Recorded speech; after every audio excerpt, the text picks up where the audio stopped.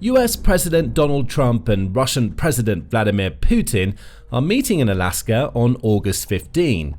That meeting may still be ongoing as you watch this video, and it has the potential to change the fate of the Ukraine war. Mystery still surrounds that meeting. Why is it happening? What will be discussed? What does Trump hope to achieve by inviting Putin onto US soil when Russia is still rampaging through Ukraine? These are the questions that will be answered in this video. These are the Alaska peace talks exposed. Discover what you need to know about this historic meeting. To begin, why is this meeting happening? For the last few weeks, Trump has reignited his push to end the Russian invasion of Ukraine. In mid-July, the US president set a 50-day deadline for Putin to agree to a ceasefire. The consequence of Russia's failure to meet that deadline would be a punishment of some sort, likely new sanctions in the form of secondary tariffs on any country that buys Russian products, such as gas and oil. By July 28, Trump's patience with Putin was running thinner, leading to Trump announcing that Russia's leader had 10 of 12 days from that date to agree to a ceasefire. That deadline has passed.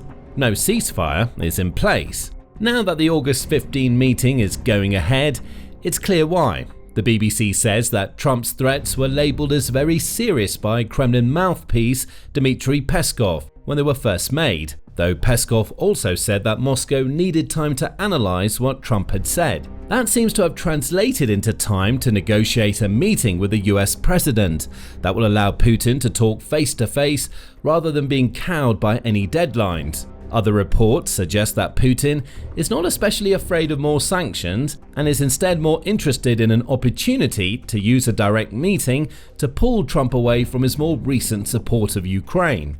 Deputy Chairman of Russia's Security Council and former Russian President and Prime Minister Dmitry Medvedev was more hawkish in his response to Trump's threats. Medvedev labelled the US deadline as a theatrical ultimatum in a post on X back in July. The world shuddered, expecting the consequences. Medvedev also wrote, "Belligerent Europe was disappointed. Russia didn't care." Now, is this grandstanding an attempt to show a lack of fear in the face of sanctions that could damage a Russian economy that's already struggling? Perhaps. But it could also provide a glimpse into Putin's mindset. After all, the words that come out of the mouths of members of his political entourage are essentially the words of Putin himself. So, while the August 15 meeting is happening because of Trump's threats, it's not happening because Russia fears those sanctions. Instead, Putin sees this as a chance to work his manipulative magic on the US president in a face-to-face setting. At least that's what Russia would like people to believe. United 24 media points to another reason: the sheer scale of death on both sides of the war. Ukraine has suffered thanks to Putin's invasion. For Ukraine, this is a fight for survival against an occupying power, Russia, that's killed tens of thousands, abducted children, and erased entire towns, the outlet wrote on August 13. Any agreement reached in Alaska could decide the fate of millions still living under Russian occupation and set a precedent for whether borders can be changed by force in the 21st century. When it comes to death and destruction, Russia has certainly delivered plenty of it to Ukraine. CNN reports that the Center for Strategic and International Studies says that Ukraine had sustained almost 400,000 military casualties by the beginning of June, with between 60,000 and 100,000 deaths counted among those casualties. Over 2 months later, it's likely safe to presume that the number is now higher than 400,000. It also needs to be added to the tens of thousands of civilian casualties caused by Russia's indiscriminate bomb and missile attacks against Ukraine cities. The period between February 24, 2022 and July 31, 2025 has seen 13,883 Ukrainian civilians killed as a result of Putin's invasion. A further 35,548 have been injured, according to Statista. The sheer bloodshed Ukraine has endured is reason enough for it to want talks, even if those talks aren't happening the way it would want. But it's also hard to ignore the bloodshed on the Russian side. For most of the Ukraine war, Russia has maintained an attritional strategy that sees it pouring hundreds of thousands of soldiers into Ukraine. Those soldiers launch assaults constantly, with Ukraine cutting them down in their thousands. Ukraine's Ministry of Finance reports that Russia has suffered 1,068,040 casualties between the day it invaded and August 15. When United 24 says that this is a meeting that could affect the lives of millions, it's not joking. Almost 1.5 million have already been injured or lost their lives to the fighting, and many millions more will be watching and waiting to see what the outcome of the discussion between Trump and Putin means for them. For Ukrainians, the question will be, what happens to my home? For many Russians, it will be, will I be sent into the Ukraine meat grinder? Trump's threats may have prompted the August 15 meeting. However, it may be the sheer scale of death, especially within Russia's military, that is driving Putin to Alaska. Well, that and what he sees as an opportunity to get what he wants out of the war. Then there's another question. Why Alaska? That's something that hasn't been mentioned yet, outside of noting that this meeting will be taking place on US soil. The specific venue, the Joint Base Elmendorf-Richardson, will be the meeting venue because the talks are set to take place in Anchorage. As United 24 points out, the Joint Base Elmendorf-Richardson is the only location in that city that meets the stringent security requirements for a meeting between the leaders of two of the world's military superpowers. For Russia, Alaska is a good choice for several reasons. United 24 notes that Yuri Ushakov, who is one of Putin's aides, says that Alaska is a logical location due to its proximity to the Bering Strait that separates Russia from the US. But that isn't the only thing that attracts Russia to this location. After all, the country is very familiar with Alaska. The Russian Empire owned the territory until 1867, United 24 points out, and it only passed hands to the US when it was purchased from Russia. It appears that some in Russia are enjoying an opportunity to suggest that Alaska is still Russian, even though it's under US ownership. One of those people is Kirill Dmitriev, who heads the Russian Direct Investment Fund and has served as lead negotiator on Putin's behalf in the past. United 24 reports him as referring to Alaska as an American of Russian origin, comments he made during an August 6 meeting with US Special Envoy Steve Witkoff. So, Russia may see the venue choice of Alaska as a chance to negotiate on some form of home soil. The US may see it differently. There's a very good chance that the US has chosen this particular Alaskan base for the August 15 meeting because it happens to be home to several major military aircraft. The base's official website notes that it hosts F-22 Raptor fighter jets, E-3 Sentry airborne warning and control system aircraft, C-12F Huron and C-17 Globemaster III cargo aircraft, and C-130 Hercules transport. Add to that both Black Hawk and Pave Hawk choppers, and that's a pretty strong display of America's aerial might. In other words, Trump may be hoping the intimidation factor could come into play. Remember that it wasn't so long ago that Russian air defense systems utterly failed to stop the US and Israel from launching sustained aerial strikes against Iran using US-made aircraft. As Defense Blog noted on June 14, Iran's air defenses include Russian systems that failed to do anything at all to stop the strikes. According to Russian-language military forums and unofficial commentary shared across pro-Kremlin channels, the Israeli operation has amplified existing doubts about Russia's capacity to withstand a coordinated assault from a technologically advanced adversary such as NATO, the outlet said at the time. Perhaps that's what the US will want Russia to be thinking as Putin wanders the airstrips and hangars of the Joint Base Elmendorf-Richardson. Bring peace to Ukraine, or these are the types of aircraft that may wreak havoc on Russia in the future. That's not a suggestion that the US is preparing to go to war with Russia if peace doesn't come to Ukraine. Rather, as any It's Always Sunny in Philadelphia fans would know, it's all about the implication. Intimidation can work both ways. Russia has mastered the art of using its aircraft that not so subtly intimidate its enemies. The US may just be doing the same with its meeting venue of choice. The choice of venue aside, there's another huge question that needs answering. What will be discussed at this historic meeting? The answers to that question also offer some insight into what Trump hopes to achieve by going face-to-face with Putin. For Trump, the meeting offers an opportunity to open a dialogue with Putin so he can assess where Russia's leader actually stands on a potential ceasefire or peace deal. Trump has implied as much himself at a press conference on Monday.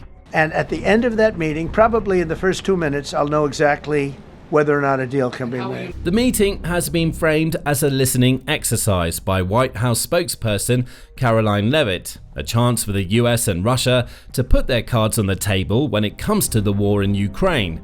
For Trump, this meeting could be about seeing whether Putin's desire to control all of Ukraine is still in place, or whether the Russian president has softened that desire given the scale of death and slow progress Russia has been making. Russia will likely want to learn more about the scale and seriousness of Trump's recent threats. Putin may also use the meeting to push his agenda as far as possible. He wants the territorial gains Russia has made so far, which encompass about 20% of Ukraine, to be formally recognized. That would mean the international community officially agreeing to recognize Luhansk, Donetsk, and even Crimea as Russian territory. Putin also wants to ensure Ukraine remains weak enough to never challenge Russia's claim to this land. Joining NATO is off the table in Putin's mind, and he'll want whatever assurance he can get that the US will work with Ukraine to essentially defang the country that has put up such a brave defense against Russia for over 3 years. And that leads to the land swaps mentioned earlier in the video. The odds are that this listening exercise will become a semi-formal negotiation in which Trump floats the possibility of Ukraine and Russia trading land. Trump said as much on August 11. Russia's occupied a big portion of Ukraine. They've occupied some very prime territory. We're going to try and get some of that territory back for Ukraine. The US president has also suggested that there will be some swapping, changes in land as part of a peace deal between Russia and Ukraine. It's difficult to see how such a deal could anyway favor Ukraine. As mentioned, Russia holds 20% of Ukraine. By contrast, Ukraine may still hold a tiny sliver of the Kursk Oblast it counter-invaded back in August 2024. In June, the Ukrainian military's commander-in-chief, Alexander Syrsky, said that Ukraine still occupied about 35 square miles in the Kursk region. But that was 2 months ago. Is Ukraine still in Kursk? If it isn't, how could a land swap take place when it's Russia that is the only occupying force? It seems unlikely that Putin would agree to give up any part of Russia in exchange for any of the occupied land in Ukraine. Even if he is, Ukraine isn't going to accept any suggestions of a land swap. Ukraine's President Vladimir Zelenskyy made that much clear in an August 9 X post. The answer to the Ukrainian territorial question already is in the Constitution of Ukraine, he wrote. No one will deviate from this, and no one will be able to.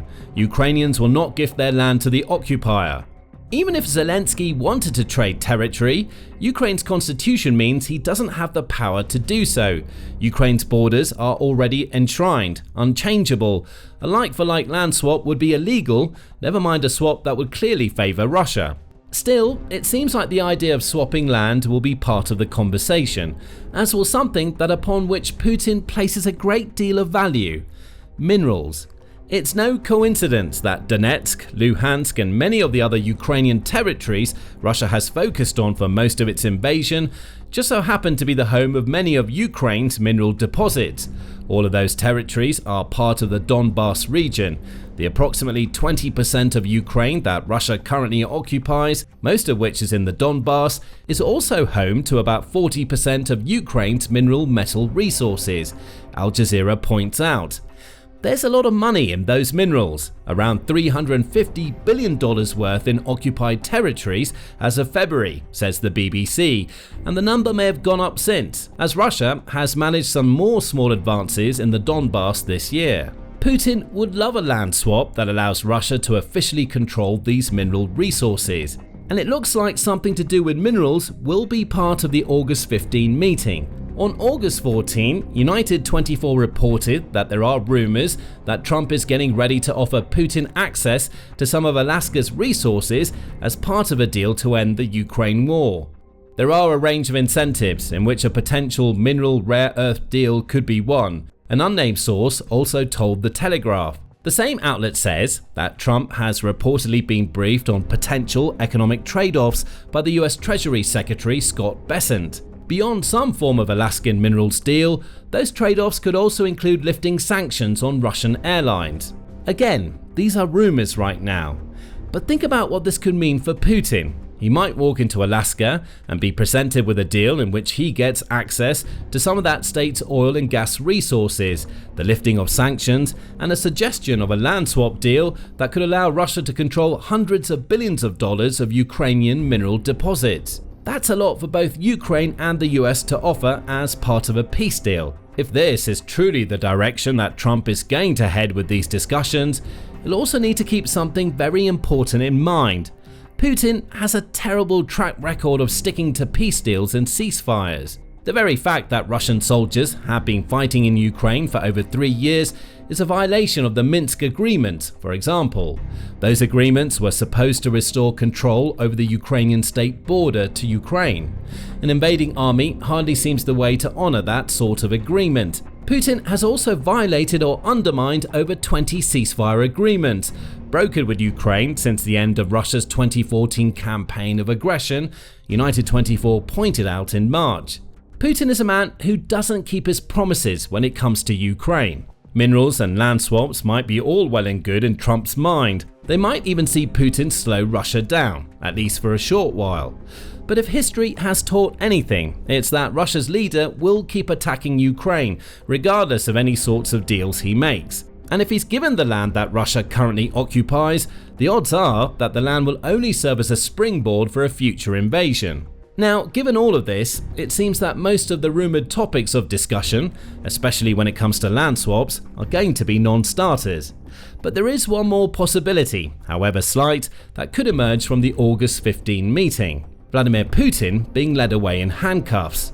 The International Criminal Court, or ICC, has had a warrant out for Putin's arrest since 2023. That warrant is one of the reasons why Putin rarely leaves Russia, except to visit countries that are allied to Russia. There is a minute possibility that the US could play a trump card, pardon the pun, by placing Putin under arrest and handing him over to the ICC. A minute chance, of course, because there's only a fraction of a suggestion that this could happen from United 24.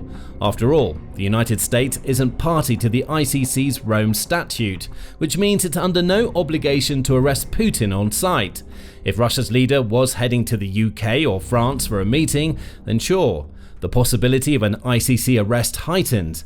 But in the US, it's far more likely than not that Putin won't have to worry about the ICC. Still, there's a chance, a tiny, practically minuscule chance. And there's one more question that needs to be answered relating to the August 15 meeting between Trump and Putin. What does Ukraine think about all of this? Notice that the words between Trump and Putin don't include the words Vladimir Zelenskyy or Ukraine. That's because Ukraine's president nor any of his delegates have been invited to Alaska.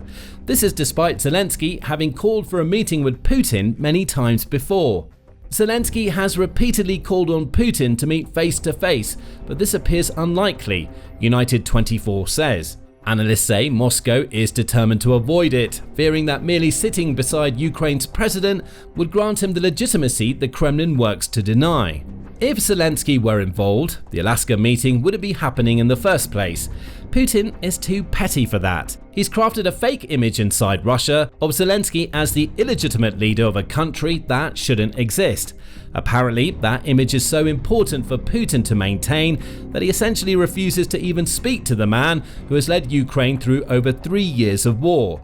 Zelenskyy and the rest of Ukraine will be worried about the August 15 meeting. How could they not be? Without any representation, they'll have no idea what words are exchanged behind closed doors. All they know is what the US chooses to tell them after the fact. In an ideal world, an ally like the US will be 100% transparent, but that can't be guaranteed. Still, one of the things that Ukraine doesn't want from this meeting is clear: the land swaps discussed earlier. As for what it does want, CNN reports that Zelenskyy says he outlined Ukraine's 5 common principles in a discussion with Trump ahead of the meeting. There must be a ceasefire, said Zelenskyy, and any issues pertaining to Ukraine must be discussed with Ukraine. Any talks focused on ending the war must be trilateral, with Ukraine, Russia and the US all coming to the table. CNN says that Zelenskyy is also asking for reliable security guarantees and a promise that Russia won't be able to veto its proposed membership to NATO. That's not great for Putin, seeing as blocking that NATO membership is one of his objectives. Finally, sanctions must also be strengthened against Russia if no agreement for a ceasefire comes out of the August 15 talks. So Zelenskyy has made his voice heard, even if he won't be part of the meeting. And perhaps what Ukraine's leader wants Trump to know, ahead of anything else, is that these supposed peace talks may be Russia's latest Trojan horse. Find out why in our video, and remember to subscribe to the Military Show for more coverage of the latest developments in peace negotiations between Russia and Ukraine.